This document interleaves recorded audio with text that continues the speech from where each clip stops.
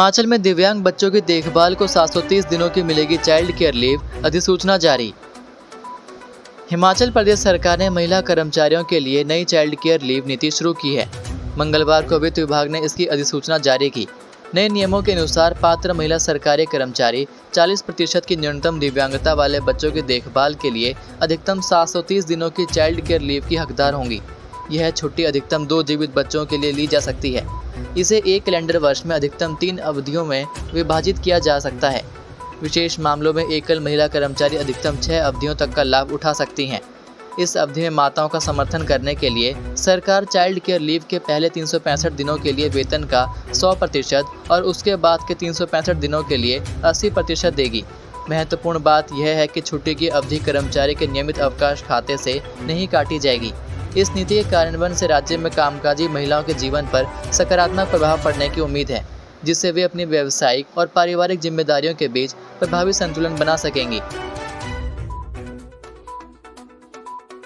सावधान रहें लोग, 10 जिलों में भारी से भारी बारिश का ऑरेंज अलर्ट। इस दिन तक खराब रहेगा मौसम।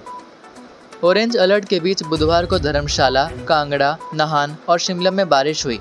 प्रदेश के अन्य क्षेत्रों में हल्के बादल छाए रहने के साथ मौसम साफ रहा। किन्नौर और लाहौल स्पीति छोड़कर शेष 10 जिलों में गुरुवार को भी भारी बारिश का ऑरेंज अलर्ट जारी हुआ है। बिलासपुर, चंबा, हमीरपुर, कांगड़ा, कुल्लू, मंडी, शिमला, सिरमौर, सोलन और ऊना के अलग अलग स्थानों में भारी से भारी बारिश होने की संभावना जताई गई है। मौसम विज्ञान केंद्र शिमला के अनुसार राज्य के कई भागों में 6 अगस्त तक बारिश का दौर जारी रहने का पूर्वानुमान है।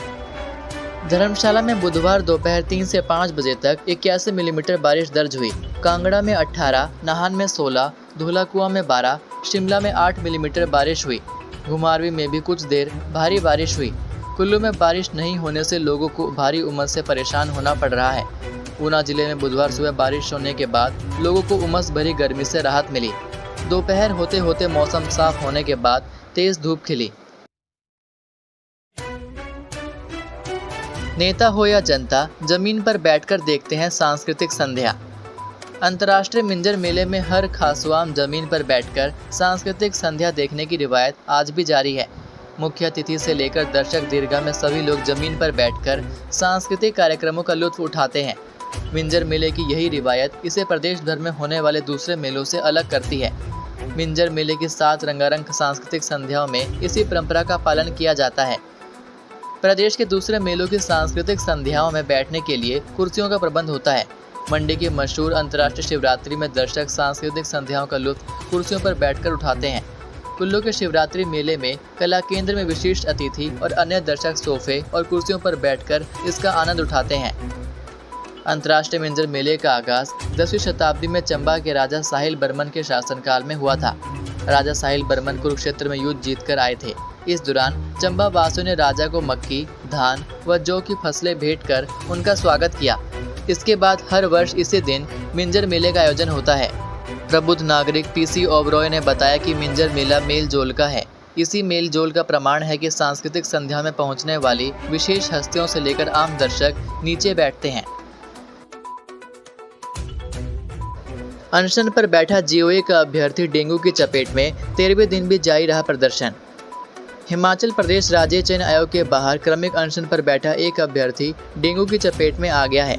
परिणाम घोषित करने की मांग को लेकर आयोग कार्यालय के बाहर 13 दिन से क्रमिक अनशन जारी है, लेकिन परिणाम घोषित नहीं हो सका है। अनशन पर बैठा एक अभ्यर्थी डेंगू की चपेट में आ गया है। यह अभ्यर्थी सिरमौर जिले से संबंध रखता है। अनशन के दौरान वह बुखार से ग्रसित हो गया। इसके बाद परिजनों ने उसे घर वापस बुला लिया। नाहन के अस्पताल में टेस्ट करवाने के दौरान उसे डेंगू से ग्रसित बताया गया। वह नाहन निजी अस्पताल में भर्ती है। अभ्यर्थियों का कहना है कि पहले वे शिमला में 36 दिन तक कड़ी ठंड में चौड़ा मैदान में बैठे रहे और अब फिर से जब चयन आयोग हमीरपुर ने तारीख पर तारीख दी जा रही है, बरसात में आयोग के बाहर बैठने के लिए युवा मजबूर हैं। उनके एक साथी डेंगू तक की चपेट में आ गए हैं। उन्होंने कहा कि सुप्रीम कोर्ट में निर्णय आ चुका है, लेकिन आयोग परिणाम घोषित करने में बेवजह की देरी कर रहा है। बिना कोई कारण बताए अब तैयार किए गए परिणाम को घोषित करने के बजाय अभ्यर्थियों को बरसात के मौसम में आयोग कार्यालय के बाहर धरने पर बैठने के लिए मजबूर किया जा रहा है। उन्होंने कहा कि अभ्यर्थी पहले ही स्पष्ट कर चुके हैं कि जब तक नतीजा घोषित नहीं होंगे वह धरने पर बैठे रहेंगे। सिलेबस बदला, 4 महीने बाद भी नहीं आई पूरी किताबें, पीडीएफ के प्रिंट निकालकर की जा रही पढ़ाई। राष्ट्रीय शैक्षिक अनुसंधान और प्रशिक्षण परिषद ने केंद्रीय विद्यालयों में छठी कक्षा का सिलेबस तो बदल दिया, लेकिन 4 महीने बाद भी छात्रों को पूरी किताबें नहीं मिल पाई हैं। छठी कक्षा में 6 किताबें हैं, इनमें से 3 किताबें ही बाजार में उपलब्ध हैं। हिंदी, अंग्रेजी और संस्कृति विषय की ये किताबें भी जुलाई में ही आई हैं। बाकी 3 किताबें कब आएंगी, इसके बारे में स्कूलों को कोई भी जानकारी नहीं है।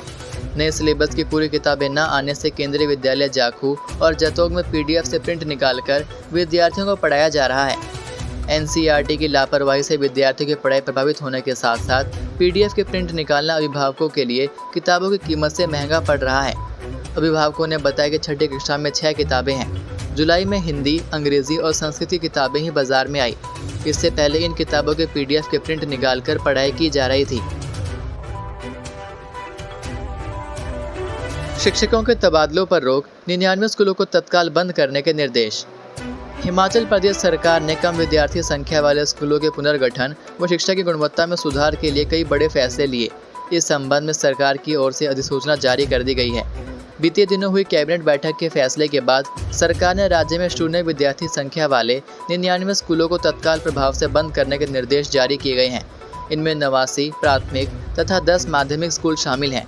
इसी तरह 5 या 5 से कम विद्यार्थी संख्या वाले प्राथमिक स्कूलों को उनके 2 किलोमीटर की परिधि में स्थित दूसरे प्राथमिक या माध्यमिक स्कूल में मर्ज करने के निर्देश दिए हैं। साथ ही 5 या 5 से कम विद्यार्थी संख्या वाले माध्यमिक स्कूलों को उनके 3 किलोमीटर की परिधि में स्थित दूसरे माध्यमिक स्कूलों में मर्ज करने को कहा है। इसके साथ ही प्रदेश में सभी अध्यापकों के तबादले वर्ष में केवल एक बार शैक्षणिक सत्र के समापन पर ही किए जाएंगे। 31 जुलाई 2024 के बाद शैक्षणिक सत्र में किसी भी शिक्षक का तबादला नहीं होगा। शिक्षा विभाग में जेबीटी और एचटी का तबादला आपस में किया जाएगा, बशर्ते हर जीपीएस में एक ही एचटी कार्यरत होगा। एचटी भी अध्यापन कार्य करेंगे। प्रशासनिक पदों पर विद्यालयों में कार्यरत मुख्याध्यापक, प्रिंसिपल अपने प्रशासनिक कार्य के अतिरिक्त कम से कम एक कक्षा में अपने विषय को पढ़ाएंगे। इसके अतिरिक्त प्राथमिक स्कूलों के केंद्रीय मुख्य शिक्षक तथा मुख्य शिक्षक भी जेबीटी के समकक्ष ही अध्यापन कार्य करेंगे।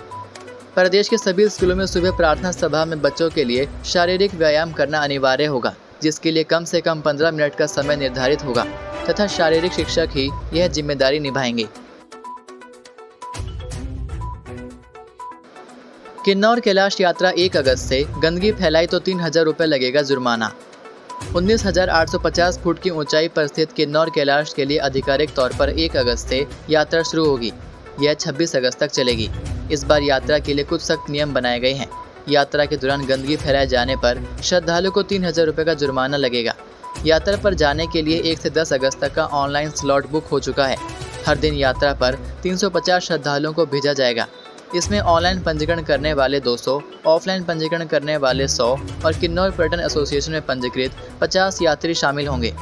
यात्रा के लिए दिल्ली, गुजरात, हरियाणा, मध्य प्रदेश, महाराष्ट्र, पंजाब, उत्तर प्रदेश, तमिलनाडु, उत्तराखंड, पश्चिम बंगाल और हिमाचल प्रदेश के 2000 श्रद्धालुओं ने ऑनलाइन पंजीकरण किया है। यात्रा तांगलिंग स्थित श्री राम मंदिर भंडारा मैदान से शुरू होगी और पहले दिन श्रद्धालु तांगलिंग राम मंदिर भंडारा स्थल से मेलिंग खट्टा गणेश पार्क तक यात्रा करेंगे। 2 नकाबपोशों ने महिला पर किया जानलेवा हमला, सिर में लगे 40 टांके। सोलन शहर के साथ लगते ओछघाट के नांडोर गांव में 2 नकाबपोशों ने महिला पर जानलेवा हमला किया। घायल अवस्था में महिला को क्षेत्रीय अस्पताल सोलन दाखिल करवाया गया, जहां उसके सिर पर करीब 40 टांके लगे। महिला की शिकायत के बाद पुलिस ने मामला दर्ज कर छानबीन शुरू कर दी है। पीड़ित महिला मंजू ने बताया कि बुधवार को वह अपने घर के समीप गौशाला गई थी। इस दौरान गौशाला के समीप झाड़ियों के पीछे 2 नकाबपोश युवक छिपे हुए थे। महिला ने बताया कि जब उसे शक हुआ तो उसने पूछा कि यहाँ पर कौन है। उसे लगा कि कोई नशेड़ी यहाँ पर है। महिला का आरोप है कि इस दौरान नकाबपोश सामने आए और उसमें से एक ने उसे पिस्तौल की तरह कुछ दिखाया, वहीं दूसरे ने रॉड से उस पर हमला कर दिया। महिला ने बताया कि तब तक वह उसे मारते रहे जब तक वह नीचे नहीं गिर गई। बीच बचाव में महिला ने कहा कि उसका बेटा पुलिस में है और यहाँ पर सीसीटीवी कैमरे भी लगे हैं। यह सुनकर दोनों नकाबपोश तुरंत भाग गए। उधर एसपी सोलन गौरव सिंह ने बताया कि पुलिस ने मामला दर्ज कर लिया है। दोनों आरोपियों की तलाश की जा रही है।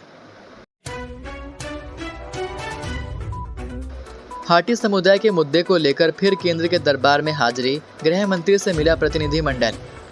नेता प्रतिपक्ष जयराम ठाकुर के नेतृत्व में हाटी समुदाय का प्रतिनिधि मंडल केंद्रीय गृह एवं सहकारिता मंत्री अमित शाह से लोकसभा कार्यालय में मुलाकात की।